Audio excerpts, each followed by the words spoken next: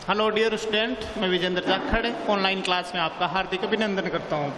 अपन पढ़ रहे थे भारत में ईस्ट इंडिया कंपनी व्यापार करने आती है, वो अपना साम्राज्य स्थापित करती है और इतना बड़ा साम्राज्य स्थापित कर लेती है कि भारत में उनको चुनौती देने वाला सिंगल पर्सन, अगर किसी सिंगल शासक का नाम लें तो ऐसा कोई शासक नहीं था जो अंग्रेजों की शक्ति का विरोध कर सके। 1857 की क्रांति के कारणों को हमने पिछले एपिसोड में पढ़ा था।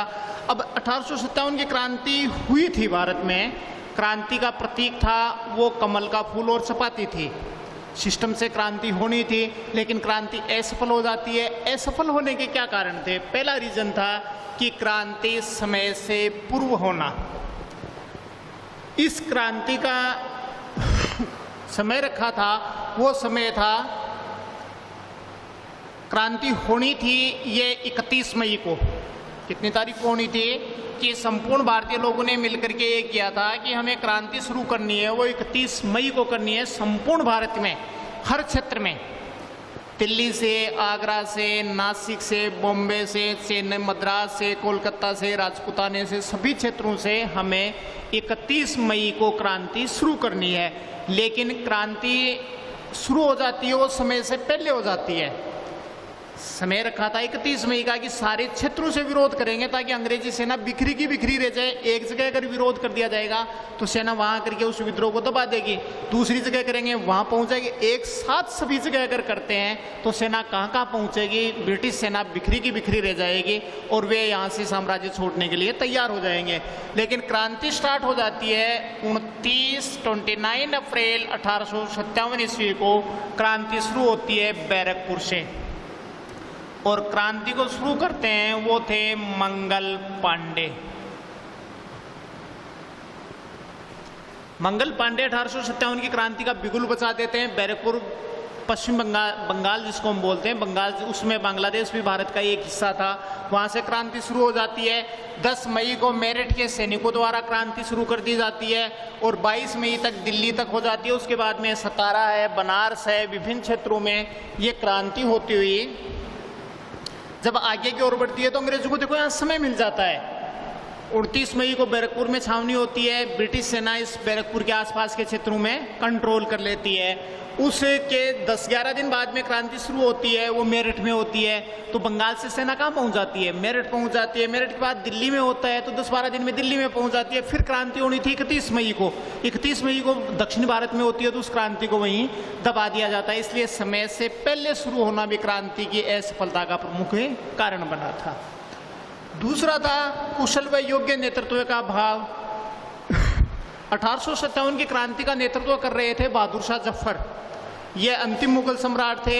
ये काफ़ी वृद्ध हो चुके थे, इनकी आयु लगभग 80 वर्ष हो गई थी और उस समय ये बुखार से पीड़ित थे।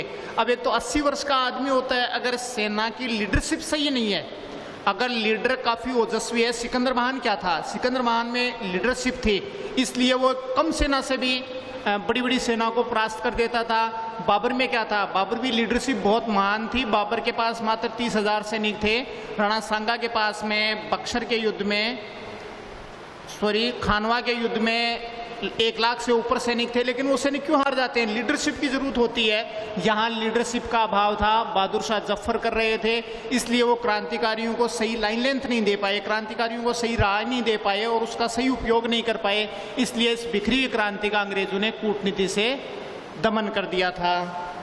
तीसरा कारण था वो देशी शासकों का कंपनी के प्रति वफादारी। देखो, कंपनी के लोग थे, पदाधिकारी थे, काफ़ी चतुर थे और देशी शासक भी ये महसूस करने लग गए थे कि अंग्रेज अगर भारत से चले जाएंगे तो ये भारतीय जनता भारत पर शासन करेगी, हमारा शासन और अधिकार छिन जाएंगे, इसलिए हम गौण हो जाएंगे। इसलिए देशी शासकों ने भी क्या किया? अधिकांश देशी शासकों ने, उस देशी शासकों ने भारतीय क्रांतिकारियों का सहयोग किया था।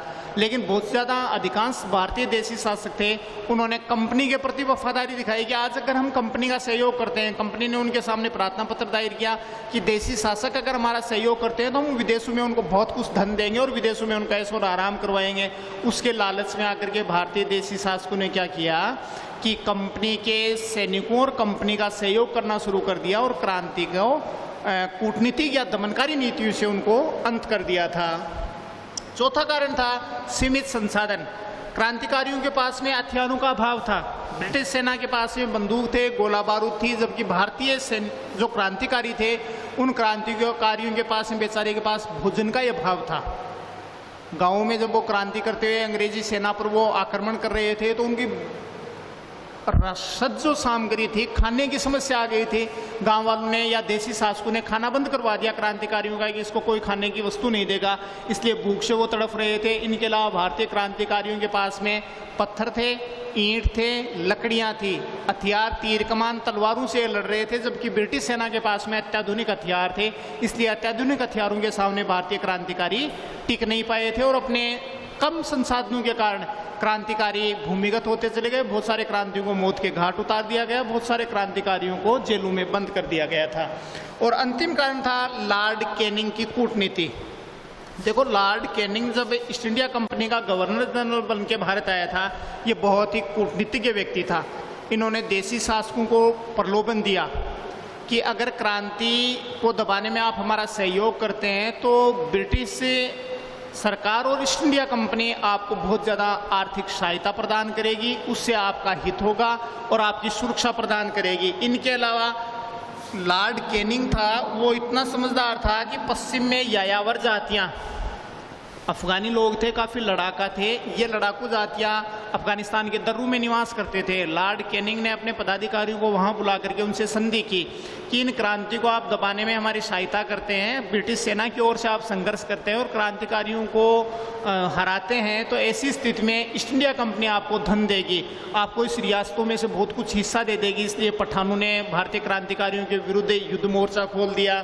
हैदराबाद के निजाम से अंग्रेजों ने, लॉर्ड कैनिंग ने संधि की। उस समय हैदराबाद के निजाम के पास में बहुत बड़ी सेना थी, वो भी क्रांतिकारियों के पक्ष में जाना चाहते थे सेना, लेकिन हैदराबाद के निजाम से संधि करके, सहायक संधि के माध्यम से अंग्रेजों ने उस सेना को किधर समर्पित करा दिया, ईस्ट इंडिया कंपनी की तरफ करा दिया। इनके अलावा ईस्ट इंडिया कंपनी ने ब्रिटेन से सेना, ब्रिटिश सरकार से, देखो ब्रिटिश सरकार सीधा शासन नहीं कर रही थी 1857 से पहले, ईस्ट इंडिया कंपनी कर रही थी, लेकिन ईस्ट इंडिया कंपनी का सहयोग कर रही थी वो ब्रिटिश सरकार कर रही थी। ब्रिटिश सरकार ने बड़ी मात्रा में ब्रिटिश सैनिकों को भारत में भेजा था और क्रांति को असफल कर दिया था। इनके अलावा होलकर थे, उस समय मराठा थे। हालांकि मराठाओं को परास्त किया था अंग्रेजों ने, लेकिन काफ़ी लंबा समय निकलने के बाद में मराठा भी अपने आप को अंग्रेजों पर आश्रित मानने लग गए थे और 1857 की क्रांति का जो एंड किया गया वो भी मराठाओं के द्वारा अंग्रेजों ने करवाया था। इस प्रकार अंग्रेजों की कूटनीतिक सहायता से, दमनकारी नीतियों से 1857 की क्रांति असफल हो जाती है और भारतीय क्रांतिकारियों को मौत के घाट उतार दिया जाता है। इस प्रकार भारत का पहला सशस्त्र विद्रोह, इसमें देखो पूरी जनता भाग लेती है। पहले सिराजुद्दौला ने विरोध किया, उसके बाद मराठाओं में नारायण देव ने विरोध किया, उसके बाद में मैसूर के शासक हैदर अली ने विरोध किया, टीपू सुल्तान ने विरोध किया, रणजीत सिंह ने विरोध किया, सिखों ने विरोध किया। यहाँ आकर के विरोध कौन करते हैं? यहाँ संपूर्ण भारत की जनता करती है, इसलिए इसको क्रांति बोला जाता है। इस प्रकार 1857 की क्रांति असफल हो जाती है। असफलता के कारण बता देंगे, समय से पहले जिसको टारगेट दिया जाता है, लक्ष्य बनाया जाता है, उससे पहले अगर कोई काम होगा तो सारे संगठित नहीं मिल पाएंगे, उसका बेनिफिट किसको हुआ? कंपनी को हुआ और क्रांति को असफल कर दिया। कुशल नेतृत्व का अभाव था कि अगर नेतृत्व अच्छा नहीं है, लीडरशिप, अगर किसी टीम का कैप्टन अच्छा होता है तो वो टीम को जीत हासिल करवा सकता है, अगर कैप्टन अच्छा नहीं है तो वो जीत हासिल नहीं होगी। देसी शासकों का सहयोग था।